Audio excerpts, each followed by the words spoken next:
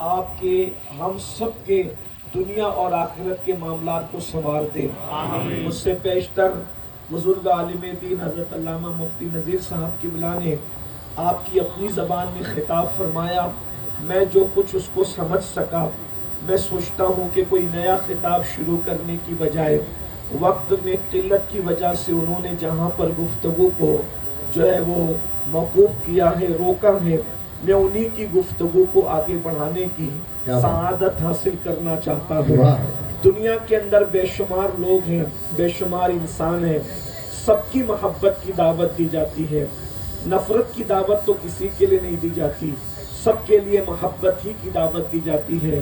سیاسی لیڈران کہتے ہیں ہمارے قائد سے محبت کرو، مذہبی لیڈران کہتے ہیں ہمارے قائد سے محبت کرو، غرض کے مسجد کے ائمہ سے ہم لوگ کہتے ہیں محبت کرو، پنڈتوں کے لیے ان کے مذہب کے لوگ کہتے ہیں محبت کرو، سکھ مذہب کے لوگ اپنے قائدین سے محبت کی بات کرتے ہیں، عیسائی مذہب کے لوگ اپنے قائدین سے محبت کی بات کرتے ہیں. اسی طریقے سے ایک پیر اپنے بچوں کی محبت کی بات کرتا ہے کہ میرے بچوں سے محبت کرو، مریدین اپنے پیر سے محبت کی بات کرتے ہیں. لیکن کہیں نہ کہیں کبھی کوئی شاگرد استاد کی محبت کی بات کرتا ہے. محبت محبت محبت کی بات ہر جگہ کہیں نہ کہیں کی جاتی ہے.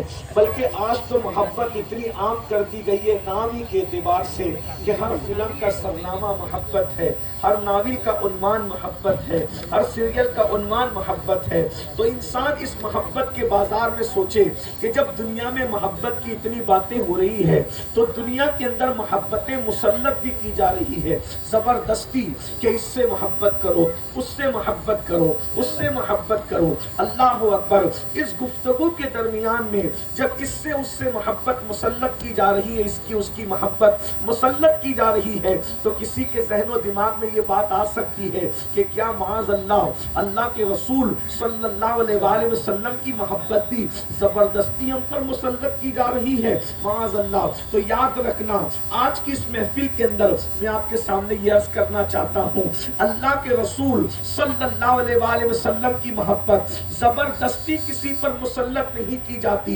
بلکہ ہمارے حضور ہیں ہی ایسے، اگر کوئی ان کو دیکھ لے تو محبت کرنے پر مجبور ہو جائے، اگر کوئی ان کی سیرت کو پڑھ لے تو محبت کرنے پر مجبور ہو جائے، اگر کوئی ان کی طرف متوجہ ہو جائے تو وہ محبت کرنے پر مجبور ہو جائے. یاد رکھنا زمانہ جب بھی مصطفیٰ جان رحمت کو دیکھ لے گا، چاہے تصورات میں دیکھے، چاہے سیرت کے پہلو میں دیکھے، چاہے جس اعتبار سے دیکھے، ہر انسان محبت کرنے پر مجبور ہو جائے گا. اسی لیے تو دنیا میں ہاہاکار مچا ہے، سب سے محبت ہونے دو لیکن محمد سے محبت مت ہونے دو. اس لیے کہ دنیا جانتی ہے یہی تو ایک شخصیت ایسی ہے جو سب کا دل موہ لیتی ہے. اور یاد رکھنا اسلام کی اشاعت کسی اور چیز پر نہیں ہوگی، صرف مصطفیٰ جان رحمت کی محبت کی بنیاد پر ہوگی. اس لیے کہ زلیخا نے حضرت یوسف سے کہا تھا، او یوسف میں تیرے خدا کو نہ جانتی ہوں نہ مانتی ہوں، بس بات اتنی ہے جس دن سے تجھ سے محبت ہو گئی ہے اس دن سے تیرے خدا سے بھی محبت ہو گئی ہے. یہی تو ہے. اللہ اکبر. ارے جو یوسف کو دیکھے بن دیکھے اس کے خدا کو پیار کرنے پر مجبور ہو جائے، اور جو محمد الرسول اللہ کو مان لے گا پھر وہ خدا سے کتنا پیار کرے گا. اللہ اکبر. اصل مقصد تو خدا کی محبت ہے، لیکن خدا نے ایسا بنا کر کے بھیجا ہے. ارے جب حسن یوسف کو دیکھ کر ایک عورت اپنا بت چھوڑ کر کے خدا کو ماننے پہ مجبور ہو گئی، اگر وہ حسن مصطفیٰ کو لوگ دیکھ لے تو پھر کس طریقے سے محبت کریں گے؟ بات آئی تو ایک بات عرض کروں، ہمارے نبی کو تو بے مثالی بنایا گیا. ایک دن ام المومنین سیدہ عائشہ صدیقہ نے پوچھا، یا رسول اللہ صلی اللہ علیہ وآلہ وسلم آپ زیادہ خوبصورت ہیں یا یوسف زیادہ خوبصورت تھے علیہ السلام؟ اللہ اکبر. یاد رکھنا کچھ لوگ ایسے ہوتے ہیں جو بالکل منہ لگے ہوتے ہیں اور جو چاہتے ہیں پوچھ لیتے ہیں، جیسے چاہتے باتیں کر لیتے ہیں. ام المومنین سیدہ عائشہ صدیقہ اتنے قریب تھی اور بیوی بھی تھی. اللہ اکبر. اور اسی لیے نکاح میں آئی بھی تھی تاکہ وہ حضور سے علم لے، بے تکلف لے اور امت کو عطا کرے. اسی لیے 1/3 دین اگر کسی سے ملا ہے تو وہ ام المومنین سیدہ عائشہ سے ملا ہے. ام المومنین نے عرض کی یا رسول اللہ آپ زیادہ خوبصورت ہیں یا حضرت یوسف زیادہ خوبصورت تھے؟ تو میرے آقا نے فرمایا عائشہ میرے حسن کا صرف ایک حصہ، میرے حسن کا صرف ایک حصہ اللہ نے میرے بھائی حضرت یوسف کو عطا فرمایا ہے. اندازہ کریں جس کو ایک حصہ ملا ہو اس کے حسن کا عالم یہ ہے، اور جو سراپا جس کو مکمل حسن ملا ہو اس کے حسن کا عالم کیا ہوگا. اس کا اگر آپ تقابل کرنا چاہیں تو اندازہ کر سکتے ہیں. حسن یوسف یہ ہے، حسن یوسف یہ ہے کہ ان کا سراپا دیکھ کر عورتوں کی انگلیاں ٹکڑے ہوتی ہے، اور حسن مصطفیٰ یہ ہے سراپا نہیں صرف انگلی دیکھ کر چار ٹکڑے ہو جایا کرتا ہے. لیکن فرق دیکھیں اللہ اکبر یا رسول اللہ زندہ باد زندہ باد زندہ باد زندہ باد زندہ باد. حسن یوسف کا سراپا دیکھ کر عورتوں کی انگلیاں ٹکڑے ہو گئی، اور صرف حسن مصطفیٰ پورا نہیں انگلی دیکھ کر چار ٹکڑے ہو گیا. مگر فرق یہ ہے مفتی صاحب اور ان جیسے علماء محققین موجود ہیں، ان عورتوں کی انگلیاں ٹکڑے تو ہوئی مگر ٹکڑے ہی رہی، جڑنے کا کوئی ثبوت ہمیں نہ ملا. مگر یہ حسن مصطفیٰ ہے، انگلی دکھا کر توڑ بھی دیا ہے، انگلی دکھا کر جوڑ بھی دیا. لبیک یا رسول اللہ لبیک یا لبیک لبیک لبیک لبیک لبیک لبیک یا رسول اللہ لبیک لبیک لبیک یا رسول اللہ لبیک لبیک یا رسول اللہ. جموں اور گرد نواح سے آنے والے مسلمانوں تمہیں پتہ ہونا چاہیے تم کلمہ کس کا پڑھتے ہو. ارے ہے کسی کے پاس ایسا قائد تو لائے جس کی انگلی کو دیکھ کر چاند ٹوٹتا بھی ہے اور چاند جڑتا بھی ہے. وہ صرف اور صرف ہمارا نبی ہے اور ہمارا نبی ہے.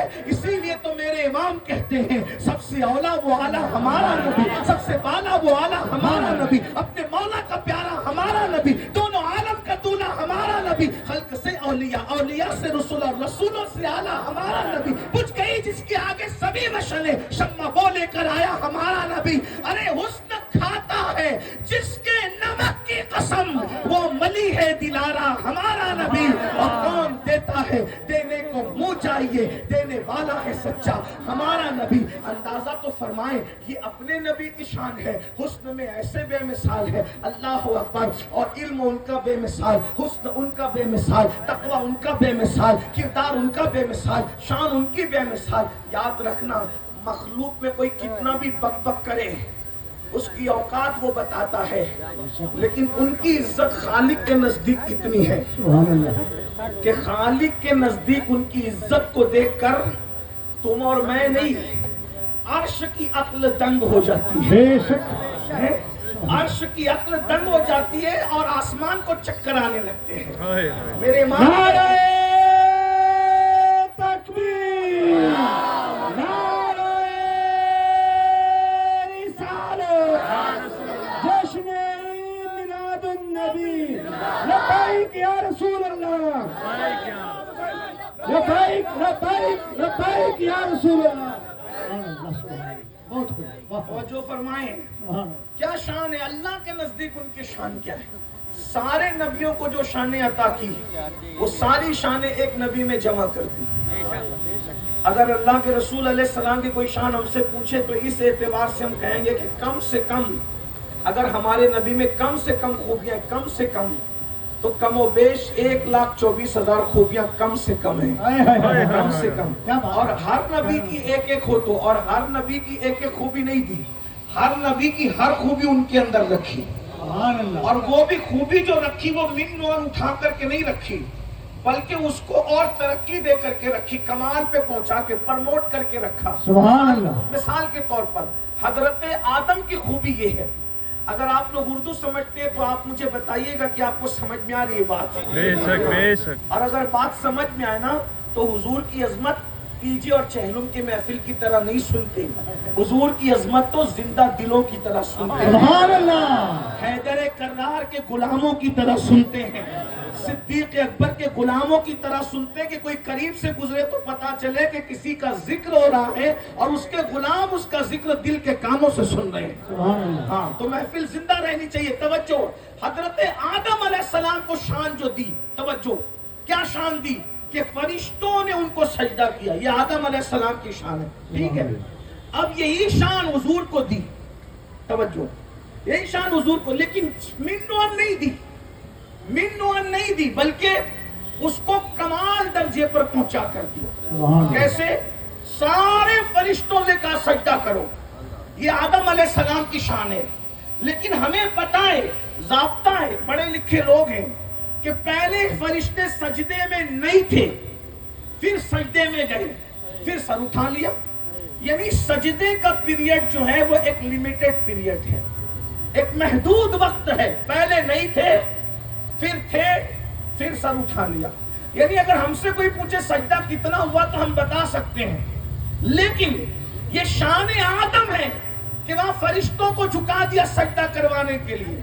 لیکن جب یہی شان حضور میں رکھی تو کتنی پرموٹ کر کے اور کمال درجہ کر کے رکھی کہ ان کو سجدہ کروایا سب فرشتوں سے اور ان پر درود پڑھوایا سب فرشتوں سے. یہاں سجدہ ہے، وہاں درود ہے، لیکن فرق کیا ہے؟ اللہ اکبر، یہاں سجدہ کرنے میں کروایا، خود شامل نہیں ہوا.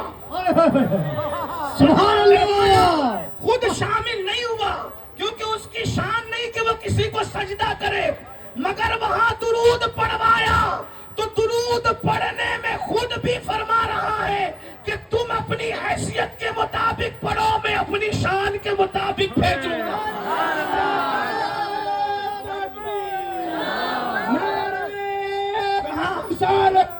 کہاں وہ شان، کہاں یہ شان. اس کے بعد پھر وہاں محدود پیریڈ کے لیے سجدہ ہے، اور یہاں ان اللہ وملائکتہ یصلون علی النبی، مضارع کے صیغے کے ساتھ، استمرار کے اشارے کے ساتھ اللہ اکبر. یعنی درود کب سے بھیجا جا رہا ہے اور کب تک بھیجا جائے گا اس کا تعین کوئی نہیں کر سکتا، مگر اشارہ ضرور مل رہا ہے.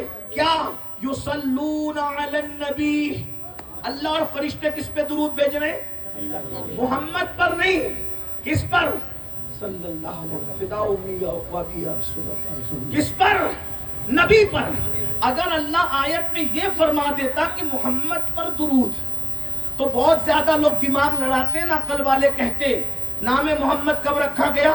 کہ 20 اپریل کو 571 عیسوی میں جب مکے میں پیدا ہوئے تو ان کے دادا نے اور ان کی امی نے ان کا نام محمد رکھا. کیا نکتہ ہے؟ تو درود کب سے پڑھا جا رہا ہے؟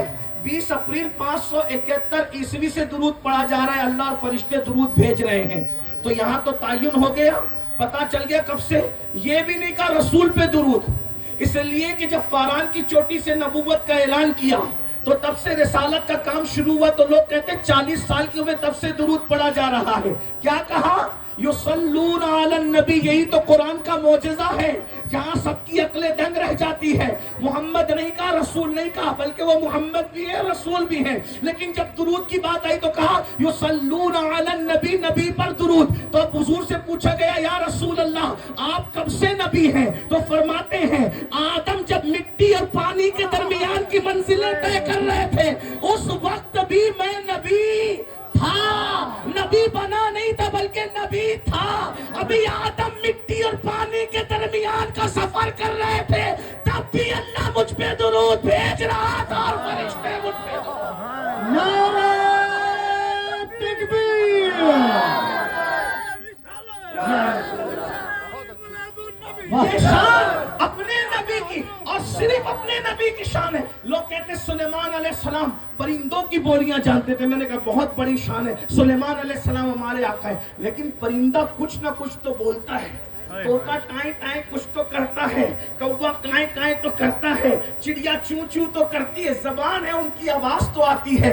सुलेमान अलैहिस्सलाम परिंदों की बोलियां जानते थे, लेकिन ये मेरा नबी और सिर्फ मेरा नबी है जिसको जबान नहीं है, उस पत्थर की बोली भी हुजूर जानते हैं। और इरशाद फरमाते हैं, मैं उस पत्थर को अभी तक पहचानता हूँ जो ऐलान नबूवत से पहले मुझ पे दुरूद और सलाम पढ़ा करता था।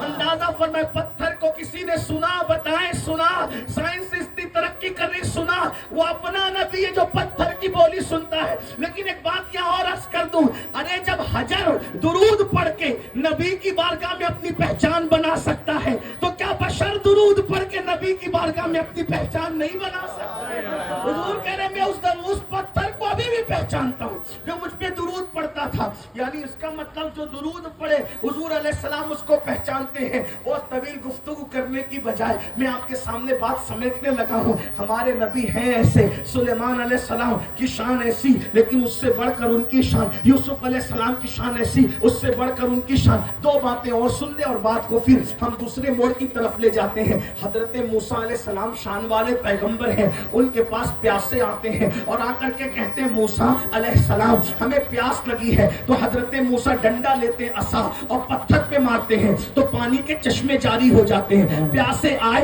डंडा भी चाहिए, पत्थर भी चाहिए, पानी का चश्मा जारी, वो बड़ी बात है। लेकिन जब मेरे नबी के पास प्यासे आते हैं तो ना डंडे की जरूरत है ना पत्थर की जरूरत है, जहां बैठे हैं वहीं पर प्याले में हाथ रख दिया और उंगलियों से पानी के चश्मे जारी हो गए। मेरे इमाम कहने लगे, उंगलियां है फैस पर, टूटे हैं प्यासे झूम कर, उंगलियां है फैस पर, टूटे हैं प्यासे झूम कर, नदियां पंजाब रहमत की है जारी वाह हवा, नदियां पंजाब रहमत की है जारी वाह हवा।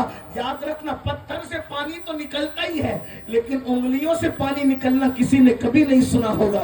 ये मुस्तफा जाने रहमत की उंगलियां हैं। हजरत ईसा अलैहिस्सलाम मुर्दों को जिंदा करते, बड़ा मौजज़ा है, वो मसीहा है। लेकिन हमारे नबी सिर्फ मसीहा नहीं बल्कि जाने मसीहा है। बात यह है कि मुर्दे को जिंदा करना किसे कहते हैं? रूह थी, निकल गई, फिर ला के डाल दी, इसको कहते हैं मुर्दा जिंदा करना। ये मुर्दा जिंदा करना, मगर मेरे नबी ने पत्थर को भी कलमा पढ़वा करके बताया, ईसा रूह लाते हैं और जिसमें रूह नहीं है उससे भी मोहम्मदुर रसूलुल्लाह बुलवा लिया करते हैं। ये अपने नबी की शान है। बोलो, अल्लाह ने ऐसा नबी अता किया है, ये उनकी शानें हैं। और अगर उनका किरदार देखें, उनका अखलाक देखें, अल्लाह अकबर। लोग कहते हैं, अरे मौलाना उनकी आप बात करते हैं, वो तो बकरियों का दूध दोते थे।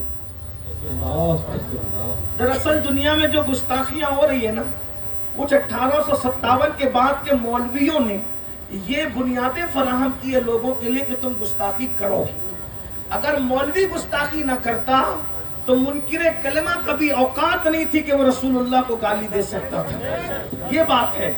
मैं कोई किसी को फितना फैलाने नहीं आया, लेकिन ये बात जरूर कहूंगा, अच्छी तरह याद रखना, कब्र में कोई मौलवी साहब नहीं आने वाले। कब्र में अगर आना है तो आमिना के लाल ने आना है। इसलिए आपको फैसला ये करना है कि आपको चलना किसके पीछे है। ये बात अच्छी तरह, लोग 5,000 रुपए के जूते खरीदने जाते हैं तो 4 दोस्तों से मशवरा करते कौन सी कंपनी का खरीदूं। और एक बात ये भी कि लोग कंपनियों का खरीदते हैं, मोतबर कंपनियों का, जो जूते 4 महीने 6 महीने 8 महीने पहन करके फेंक देना है भंगार में और उसको रास्ते पे पड़े रहना, कचरे की कुंडी में पड़े रहना है, वो जूते खरीदने के लिए आप इतनी छानबीन करते हैं, 5,000 रुपया खर्च हो रहा है। हैरत है मुसलमानों तुम पे, जूते लेने के लिए इतना सोचते हो और अकीदा लेने के लिए कुछ भी नहीं सोचते। कहते मौलाना सब चलता है, मौलाना सब चलता है। अरे जूते रास्ते में जो वो पुराने होकर के फेंके जाएंगे, लेकिन जो अकीदा तुम्हें जन्नत तक ले जाएगा उसके बारे में सोचो। अकीदा 1857 के बाद वाला जो अंग्रेजों ने पैदा किया है वो चाहिए, या फिर सुफ़ा के चबूतरे वाला सिद्दीक अकबर वाला अकीदा चाहिए, फारूक आजम वाला अकीदा चाहिए, उस्मान गनी वाला अकीदा चाहिए, मौला अली वाला अकीदा चाहिए। और अल्हम्दुलिल्लाह कोई भी मौलवी साबित नहीं कर सकता कि उसका सिलसिला सुफ़ा के चबूतरे से मिला है। ये शरफ सिर्फ और सिर्फ अल्लाह ने अहले सुन्नत व जमात को अता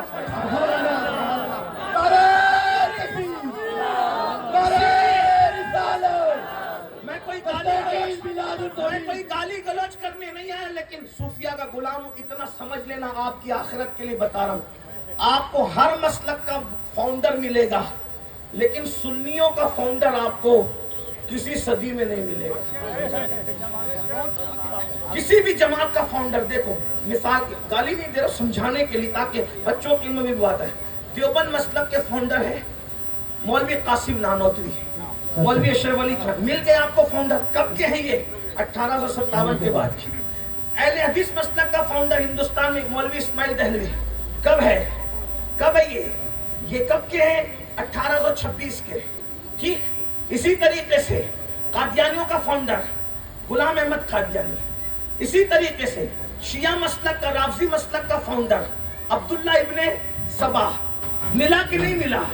लेकिन हमारे अहले सुन्नत के मसलक का फाउंडर गौसे पाक नहीं, मिंबर है, फाउंडर नहीं। क्या बात है, मिंबर है, सुभान अल्लाह। गौस पाक भी फाउंडर नहीं है सुन्नियत के, मिंबर है। वजह क्योंकि उनके अब्बा भी सुन्नी थे। उनके अब्बा गरीब नवाज फाउंडर नहीं है सुन्नियत के, मिंबर है, क्योंकि उनके अब्बा भी सुन्नी थे। साबिर पाक मिंबर है, फाउंडर नहीं है, उनके अब्बा भी सुन्नी थे।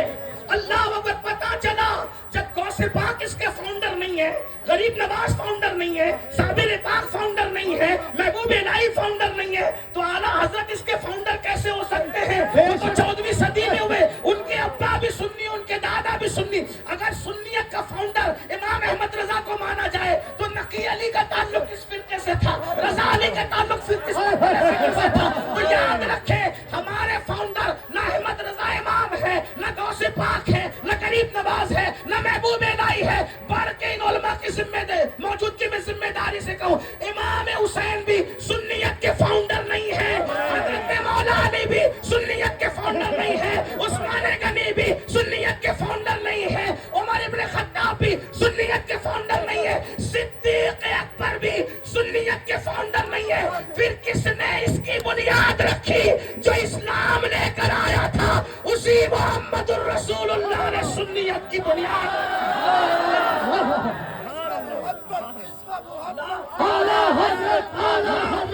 लाओ इतना पुराना मसलक लाओ, इतना पुराना। आप कहेंगे हुजूर ने कैसे बुनियाद रखी? कहा माना अलैहि वसहबी, जिस पर मैं और मेरे साहब यही कह के तो बुनियाद रखती सुन्नियत की। माना अलैहि से मुराद सुन्नत और असहाबी से मुराद जमात। अहले सुन्नत व जमात का ऐलान हुजूर कर रहे हैं। इसीलिए देखो जो या रसूल अल्लाह, या अली, या अली। जम्मू वालों, अब तुम्हें वो मसलक चाहिए जो मौलवी ने रखा, या वो चाहिए जो मौला मुस्तफा जान रहमत ने रखा? ये नसीब की बात है, ये नसीब की बात है। कोई ऐबदार वालों के पीछे चलता है और कोई बेऐब को अपना इमाम मानता है। ये नसीब की बात है, फैसला लोग खुद करें। हमारा काम पहुंचाना है, हमारा काम मुसल्लत करना नहीं है, हमारा काम जबरदस्ती करना नहीं है। लेकिन इतना जरूर है, जिसका जो अकीदा मौलवी ने बताया गारंटी नहीं है कि जन्नत तक ले जाएगा, लेकिन जो अकीदा मौला मुस्तफा जान रहमत ने बताया पूरा यकीन है। बल्कि कितना यकीन, हमें अपनी माँ का बेटा होने पे जितना यकीन है, माँ का बेटा होने पे जितना यकीन है, माँ का बेटा होने पे जितना यकीन है, उससे ज्यादा मोहम्मदुर रसूलुल्लाह की सच्चाई पर यकीन है। यही तो फर्क है। देखो मौलवी क्या कहते हैं, मौला क्या कहते हैं, फर्क देखो। मौलवी से मुराद वो जो 1857, वरना ये तो सब अल्लाह वाले हैं। हम वही मौलवी चाहिए जो मौला मुस्तफा जान रहमत की बोली बोलता है। तवज्जो है आपकी। अल्लाह अकबर। कहते वो तो बकरी का दूध दोते थे। मैंने कहा बिल्कुल दोते थे, बिल्कुल इनकार नहीं है, लेकिन मौलवी साहब आपके कहने के मुताबिक नहीं दोते थे, इसलिए कि मौलवी का दोना और है और मौला मुस्तफा जान रहमत का दोना और है। वो कैसे मैं आपको बताता हूँ। देखो ध्यान दोगे तो बात समझ में आएगी, गुफ्तगू को टर्न देंगे एंड की तरफ। तवज्जो फरमाए, हम अगर दोना चाहें तो बकरी बच्चे वाली होना चाहिए। बकरी बच्चे वाली होनी चाहिए। क्यों? इसलिए कि अगर बकरी बांझ हो तो बांझ बकरी का दूध बड़े से बड़ा शेखुल हदीस भी धो नहीं सकते। شیخ الحدیث کا کام ہے بخاری پڑھانا، 5 بکری کا دودھ نکالنا شیخ الحدیث صاحب کا کام۔ میں کسی کا مذاق نہیں اڑا رہا، صرف بیان کروں۔ آپ دیکھ رہے میرے جملے چیک کریں، اگر آپ کو ایسا لگے کہ میں کسی کا مذاق اڑا رہا ہوں تو میں اپنی بات واپس لے لوں، لیکن اگر میں سچی بات کروں، اگر کسی کو برا لگتا ہے تو جموں میں 5 بکری لا کر رکھیے، شیخ الحدیث صاحب کو کھڑا کیجیے، لیجیے حضرت کام کر لیجیے۔ نہیں کر سکتے، ٹھیک، ایک بات، 5 بکری ہو پھر بیمار اتنی ہو کہ پڑی ہوئی ہو، پھر بھی اس کا دودھ نہیں نکالا جا سکتا، کیونکہ کھانے پینے والی تندرست بکری کا دودھ نکل سکتا ہے، لیکن یہ میرا نبی اور صرف میرا نبی۔ ہجرت کے وقت جب تشریف لے جا رہے ہیں تو صدیق اکبر کی بھوک کا خیال آیا، خود کے بھوک کا نہیں، صدیق اکبر کی بھوک کا خیال آیا۔ افضل البشر بعد الانبیاء بالتحقیق سیدنا صدیق اکبر، میرے نبی کے مصلی کا پہلا امام، میرے نبی کے اصحاب کا امام، اللہ اکبر، نبی کا یار غار، نبی کا یار مزار، اللہ اللہ، جس کا سوز بھی بے مثال ہے، جس کے دل کی ساز بھی بے مثال ہے، وہ صدیق باوفا رضی اللہ تعالیٰ کی بھوک کا خیال کرتے ہوئے حضور نے فرمایا، ابو بکر یہ عورت جو بیٹھی ہوئی اس سے کہو ہمیں کچھ کھلا دے۔ صدیق نے خود نہیں کہا حضور نے، کیونکہ جو دینے آیا تھا وہ مانگنا نہیں چاہتا تھا، اور ان کو تو چاہیے بھی نہیں تھا، انہیں تو خیال کس کا تھا؟ صدیق کی بھوک کا۔ ایک جملہ کہہ دوں آگے بڑھ کے، جس کو صدیق کی بھوک کا اتنا خیال ہو اسے صدیق کی عزت کا کتنا خیال ہو۔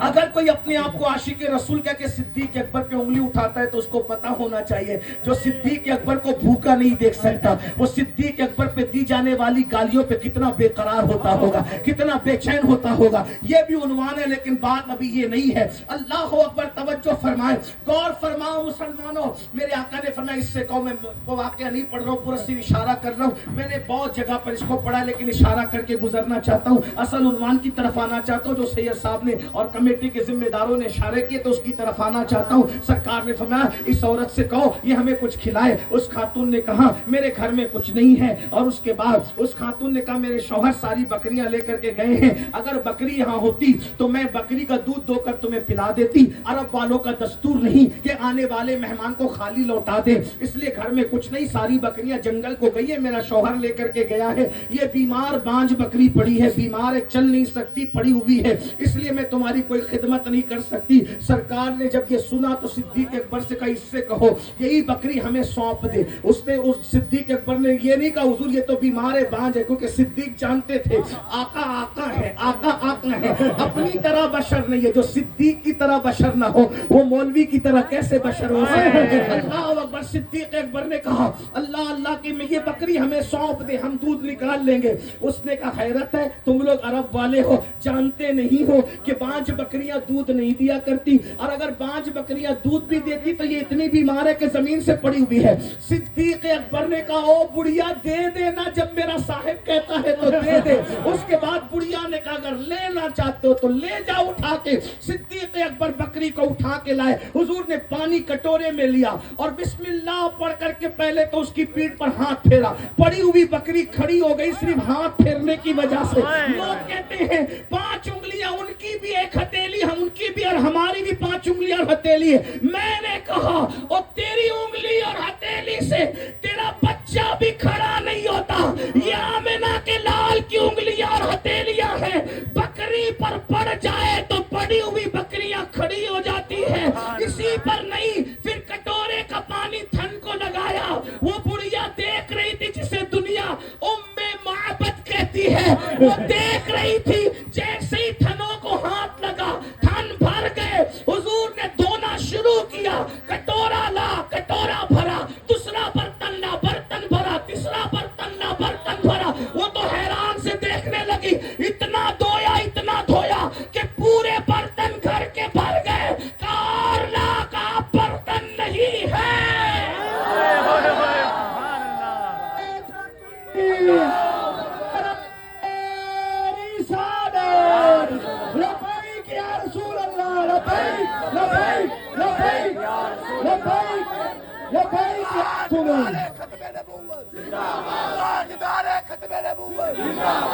جو بکری کا دودھ دونے میں اتنا بے مثال ہو کہ اس کی طرح کوئی دودھ دو نہ سکے، بتائیں نا کہ وہ نبوت اور رسالت میں کتنا بے مثال ہے. سبحان اللہ سبحان اللہ ایسا نبی اللہ نے ہمیں دیا اور حکم دیا کہ ان سے عشق کر. سبحان اللہ. اور ایک بات بتاؤں، اللہ انہی کو ان سے عشق و محبت کی توفیق دیتا ہے جس کے جنتی ہونے کا فیصلہ کر لیتا ہے. سبحان اللہ. سب کو یہ توفیق نہیں ملتی. باپ عاشق ہے، بیٹا عاشق ہو ضروری نہیں. باپ عاشق نہیں ہے اور بیٹا عاشق نہ ہو یہ بھی ضروری نہیں. باپ دشمن رسول ابو جہل کی شکل میں، بیٹا عاشق رسول حضرت اکرمہ کی شکل میں ہیں. دیکھتے چلے جائیں. اسی طریقے سے اللہ اکبر، باپ عاشق ہیں سعد ابن ابی وقاص کی شکل میں اور بیٹا عاشق نہیں ہے عمر بن سعد کی شکل میں. دیکھتے چلے جائیں. یہ نصیب کی بات ہے. اور جنہیں اللہ نے عشق دیا وہ اپنے نصیبے پہ ناز کرے کہ کس کا عشق ملا، سبحان اللہ. کس کا عشق ملا. یاد رکھنا. بس گفتگو اب اینڈ کی طرف جاتی، توجہ کرنا. عشق انسان کو رسول اللہ کا وہاں تک لے جاتا ہے جہاں فرشتوں کے پر تھکتے ہیں. سبحان اللہ. جہاں فرشتوں کے پر تھکتے ہیں عاشق اس کے آگے پرواز کرتا ہے. یہ تو اپنا اپنا ہے حوصلہ، یہ تو اپنی اپنی اڑان ہے. کوئی تھک کے رہ گیا بام تک، کوئی کہکشاں سے گزر گیا. ارے یہ عشق ہے کہ عرب کے بڑے بڑے سورما، بڑے بڑے مالدار، بڑے بڑے سردار فتح مکہ کے دن مطاف حرم میں حیرت زدہ کھڑے تھے اور ایک حبشی غلام کعبۃ اللہ کی چھت پر کھڑا ہوا ہے. لیکن توجہ تو کریں عشق نے کیا مقام عطا فرمایا. ایک بات کہوں، لیکن جسے عشق ملتا ہے اس کا امتحان بھی ہوتا ہے. بے شک. بلال کو کہاں کھڑا کیا؟ کعبے کی چھت پہ. امتحان کتنا بڑا لیا. لوگ تو سمجھ رہے بڑی عزت ملی، بالکل ملی، لیکن امتحان کتنا بڑا لیا. رسول اللہ نے کعبے کی چھت پہ کھڑے کر کے کہا اذان دو. بلال نے اذان دینے سے پہلے پوچھا آقا اذان تو دوں گا، لیکن ہر مرتبہ جب اذان دی تو کعبے کی طرف رخ کیا اور آپ نے مجھے اب کعبے کی چھت پہ کھڑا کیا تو رخ کدھر کروں؟ سبحان اللہ. امتحان کیا لیا؟ تیرا دل جدھر چاہے ادھر مڑ جا، اسی طرف اذان پڑھ دے. مطلب کیا؟ اتنی عزت دی بلال، اب دیکھتا ہوں کہ رخ کدھر کرتا ہے. سبحان اللہ. میری طرف کرتا ہے یا مجھ سے پھیر لیتا ہے؟ امتحان. توجہ، عاشق کا امتحان ہوتا ہے، عام لوگوں کا امتحان کبھی نہیں ہوتا. دیکھ لے کربلا کس کے لیے سجی؟ عاشقوں کے لیے. سبحان اللہ. بدر کس کے لیے سجا؟ عاشقوں کے لیے. احد کس کے لیے سجا؟ عاشقوں. بھائی امتحان اسی کا لیا جاتا ہے جس کو ڈگری دینی ہوتی. سبحان اللہ. جن سے بیت الخلا صاف کروانا ان کا کبھی امتحان نہیں ہوتا. جن سے گلیوں میں جھاڑو مروانا ان کا امتحان نہیں ہوتا.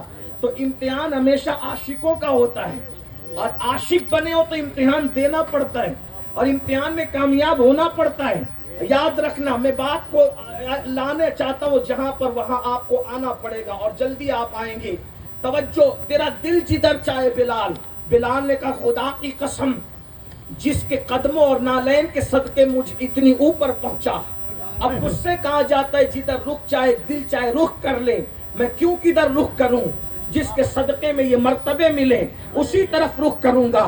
اور آج وہ تاریخی اذان دوں گا کہ ہر اذان کعبے کی طرف رخ کر کے دیا تھا، آج کی یہ اکیلی اذان کعبے کی طرف رخ کر کے دوں گا. سبحان اللہ. بس یہیں پر آپ کو لانا تھا. اور اب توجہ کرنا، بلال عاشق سے امتحان لیا، تو میری طرف رخ رکھتا ہے یا پھیر لیتا ہے؟ کہاں چڑھ کے؟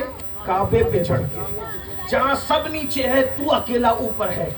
عرب کے بلکہ کچھ لوگوں نے تو گالیاں بھی دی بلال کو. میں وہ نقل کیا کروں، اچھا نہیں لگتا، لیکن لوگوں کو سمجھ آ جائے. یہاں تک کہا اس کالے کوے کو دیکھو، یہاں تک معاذ اللہ کہا گیا. لوگوں نے کہا غصے میں آ کر، کسی نے کہا کوئی اور نہ ملا تھا اذان کے لیے، حبشی کو کھڑا کر دیا. لیکن حضور بتا رہے عشق کا کی عزت کتنی. امتحان. لیکن بلال کیا کامیاب ہوئے. سبحان اللہ. کعبے کی چھت پہ کھڑے رہ کر حضور کو نہیں بھولے، رخ حضور ہی کی طرف کرتا. اور ہم لوگ ناکارہ لوگ، میں بھی اور آپ بھی، وہ کعبے پہ چڑھ کے بھی حضور کو نہیں بھولے اور ہم گانوں کی دنیا میں حضور کو بھول گئے، اللہ اکبر. زنا کی دنیا میں حضور کو بھول گئے، اللہ اکبر. عورتوں سے ناجائز تعلقات کی دنیا میں حضور کو بھول گئے، اللہ اکبر. حرام دھندوں की कायनात में हुजूर को भूल गए, सूद के कारोबार में, सूदी कारोबार में हुजूर को भूल गए, फिल्मों में हुजूर को भूल गए, सीरियलों में हुजूर को भूल गए। सोचो तो सही, इश्क में इम्तिहान वहां भी हुआ, इश्क में इम्तिहान रोजाना यहाँ भी हो रहा है। वो कामयाब हुए, हम नाकाम हो रहे हैं। लोग कहते हैं हम पिट रहे हैं, क्यों? इश्क में नाकाम हो, लुट रहे हैं, इश्क में नाकाम हो, तबाह हो रहे हैं, इश्क में नाकाम हो। मेरे भाइयों बताओ, हुजूर को भूले कि नहीं भूले? कौन आका को याद करता है? जलसे में सिर्फ लब्बैक का नारा लगाकर आप कामयाब नहीं हो सकते, इसलिए कि लब्बैक के नारे की अहमियत अपनी जगह, मुझे किसी नारे से इनकार नहीं, लेकिन लब्बैक कहकर गैर हाजिर रहने की आदत जो सुन्नियों की पड़ी है। अल्लाह अकबर, जलसे में कहते हो लब्बैक, मतलब मैं हाजिर हूँ या रसूल अल्लाह। आका फजर में कह रहे हैं कहाँ है अमीनुल कादरी, लब्बैक वहाँ है कि है? बताओ, वहाँ से गायब हो। फजर की नमाजों के अंदर मस्जिदें वीरान है, सुन्नियों खास तौर पर तुम्हारी मस्जिद। जलसे में लब्बैक, मस्जिद में ला लब्बैक। अल्लाह, किसकी बारगाह में झूठ बोलने की जुर्रत कर रहे हैं लोग? जिसकी निगाहों से खुदा की जात न छुपी, उसकी निगाहों से हमारे दिलों के जज्बात छुप सकते हैं। आज लोग कहते हैं नबी की गुलामी में जान दे देंगे। मैंने कहा मुबारक हो, लेकिन जो 10 मिनट की नींद रसूलुल्लाह की मोहब्बत में कुर्बान न कर सके फजर में, अल्लाह, इश्क का इम्तिहान हो रहा है। और आशिक ही का इम्तिहान होता है, लल्लू पप्पुओं का इम्तिहान नहीं होता। इम्तिहान, आप कहेंगे दूसरों को आप नमाज की दावत क्यों नहीं देते? मैंने कहा उनको डिग्री नहीं मिलना है। जिसे डिग्री देना नहीं उसका इम्तिहान लेना नहीं। इम्तिहान तो आपका है।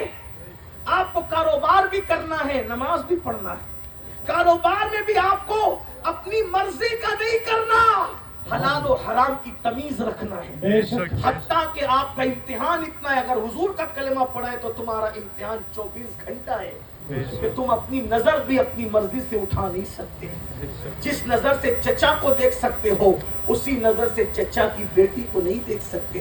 जिस नजर से फुप्पी को देख सकते हो, उसी नजर से फुप्पी की बेटी को नहीं देख सकते। जिस नजर से माँ को देख सकते हो, उसी नजर से अजनबी औरतों को नहीं देख सकते। अल्लाह अकबर। बुजुर्गों ने यहाँ तक फरमाया, जो लोग औरतों पर पाप की नजर डालते हैं, जब वो मरेंगे तो मरते वक्त उनकी जबान पे कलमे तैयबा जारी नहीं होगा। लोग ये बातों को सुन के हंसते हैं, किसको लेकर आए, कौन से सैयद को लेकर आए, वो ऐसी बातें करता है। ये कोई तकरीर नहीं, ये हमारे दिल का दर्द है।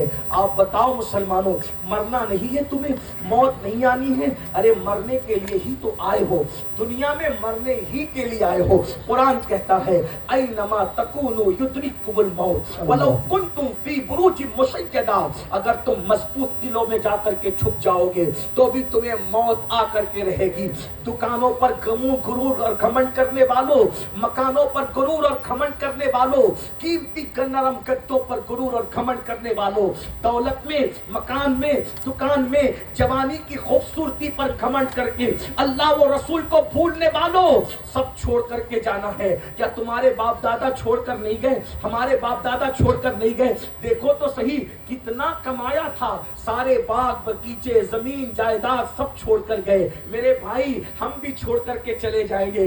कौन सी दानिशमंदी है मेरे भाइयों, जो छोड़कर जाना है उसके लिए 8-8 घंटा मेहनत कर रहे हो, उसके लिए 10-10 घंटा मेहनत कर रहे हो जो छोड़ के जाना है, और जो साथ में लेकर जाना है उसके लिए 10 मिनट का टाइम नहीं निकाल रहे हो। अल्लाह अकबर। कितनी सादगी से कहते हो, कैसी मासूमियत से कहते हो, मौलाना नमाज के लिए टाइम नहीं मिलता। मेरे भाइयों बताओ तो सही, अगर तुम्हें नमाज के लिए टाइम नहीं मिलता तो तुम्हें अल्लाह का बंदा कहलाने का हक क्या है? अल्लाह अकबर। मस्जिद मर्सिया खां है कि नमाजी न रहे। अल्लाह अकबर। मस्जिदों के अल्लाह अल्लाह वीरान करने वालों, आओ मैं तुम्हें बताऊं, और तुम्हें जरूर बताऊं, कयामत के दिन कोई काम नहीं आने वाला है। कुरान कहता है अल अखिल्लाउ यौमइज़िन बादुहुम लिबादिन अदू, जितने तुम्हारे कट्टर और गहरे और पक्के दोस्त हैं वो सब तुम्हारे दुश्मन हो जाएंगे। कोई काम नहीं आएगा। माँ बेटे को पहचानने से इनकार कर देगी, बेटा बाप को पहचानने से इनकार कर देगा, खून के रिश्ते हरफे गलत की तरह मिट जाएंगे। ایک بات اور بھی کہہ دوں، انبیاء جہاں نفسی نفسی کہیں گے، بھائیوں بتاؤ وہاں ہمیں کون کام ہے؟ سوچو، بس ایک ہی ذات ہے، ایک ذات، ایک ذات، اور وہ محمد الرسول اللہ کی بے شک بے شک، سبحان اللہ۔ وہ ہمیں کام آئیں گے، اور وہاں کے لیے وہی ہے۔ بلکہ اگر آپ سننا چاہتے تو میں یہ آپ کو بتاؤں، حدیث پاک میں آیا ہے جب انبیاء سارے نفسی نفسی کہہ رہے ہوں گے تو اللہ اپنے عرش پر اپنے محبوب محمد الرسول اللہ کو بٹھائے گا۔ سبحان اللہ۔ بلکہ امام اہل سنت نے تو یہاں تک لکھا کہ اللہ رب العزت جو آنے جانے اٹھنے بیٹھنے سے پاک ہے، وہ اللہ اپنے ساتھ، بس بیٹھنے کی بات ہم مانتے ہیں، کیفیت اللہ جانے۔ ٹھیک، اتنا یاد رکھنا، اللہ اپنے ساتھ اپنے محبوب کو عرش پہ بٹھائے گا۔ سبحان اللہ۔ اسی پہ بس نہیں، بلکہ اللہ فرمائے گا محبوب میری کرسی پر آج تو بیٹھے۔ یہ بھی میرے نبی اور صرف میرے نبی کی شان ہے۔ ایک بات بتاؤں، کرسی اگر ایک ہو اور بیٹھنے والے کئی ایک ہو تو بولو کرسی کس کے لیے چھوڑی جاتی ہے؟ دو چیزیں اگر سمجھ میں آئے گی تو ہاں کرنا، ورنہ عنوان یہیں پہ پورا ہوتا ہے۔ توجہ، کرسی دو مقام پہ چھوڑی جاتی ہے۔ نمبر ایک، چھوٹا بیٹھا ہوا تھا، بڑا آ گیا تو اس کے لیے کرسی چھوڑ دی جاتی۔ ایسے ہی ہے، میں صحیح کہہ رہا ہوں؟ نمبر ایک۔ نمبر دو، آنے والا تو بڑا نہیں ہے، کرسی والے سے آنے والا تو بڑا نہیں ہے۔ مثال کے طور پہ مفتی صاحب مجھ سے بڑے ہیں، ہر اعتبار سے بڑے، داڑھی سفید ہے، علم ہے، عمل ہے، تقوی ہے، سب